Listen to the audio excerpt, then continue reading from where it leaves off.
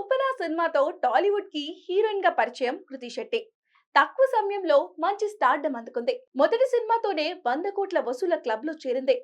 అక్కడి నుంచి back to back సినిమాలతో టాలీవుడ్ లో సందడి చేసింది బేబమ్మ. స్టార్టింగ్ లో హ్యాట్రిక్స్ హిట్ కొట్టింది. కానీ అదే స్పీడ్ లో వరుస ఫ్లాప్స్ పడ్డాయి. కృతి టాలీవుడ్ లో చివరిగా శర్వానంద్ తో కలిసి మనమే సినిమాతో ప్రేక్షకుల ముందుకు వచ్చింది.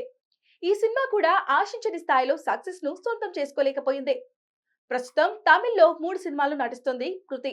గతేడాది మలయాళంలో చేసిన ఏఆర్ఎం సినిమా నుంచి విజయాన్ని అందుకుంది. దాంతో మలయాళంలో మరో ఆఫర్ ను దక్కించుకుంది.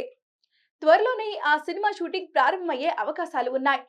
ఇలా కాలీవుడ్, మాలీవుడ్లలో ఛాన్స్ అందుకుంటున్న కృతికి ఇక తెలుగు ఆఫర్లు రావడం కష్టమే అంటున్నారు. ఇలాంటి సమయంలో కృతి శెట్టికి తెలుగులో ఓ బంపర్ ఆఫర్ వచ్చినట్లుగా టాక్ వినిపిస్తుంది. నేచురల్ స్టార్ నాని హీరోగా రూపొందుతున్న ద పారడైజ్ సినిమాలో ఛాన్స్ కొట్టేసినట్లుగా సమాచారం. దసరా కాంబినేషన్ ను రిపీట్ చేస్తూ శ్రీకాంత్ దేలాతో ద పారడైజ్ సినిమా చేస్తున్నాడు నాని. ఇది నాని కెరీర్ లో ఊరమా సినిమాగా రాబోతుంది. ఇప్పటికే రిలీజ్ అయిన గ్లిమ్స్ సినిమాపై భారీ హైప్ ను క్రియేట్ చేసింది. ఈ సినిమాలో నానికి జోడీగా కృతి శెట్టిని ఎంపిక చేసే అవకాశాలు ఉన్నాయనే వార్తలు వస్తున్నాయి.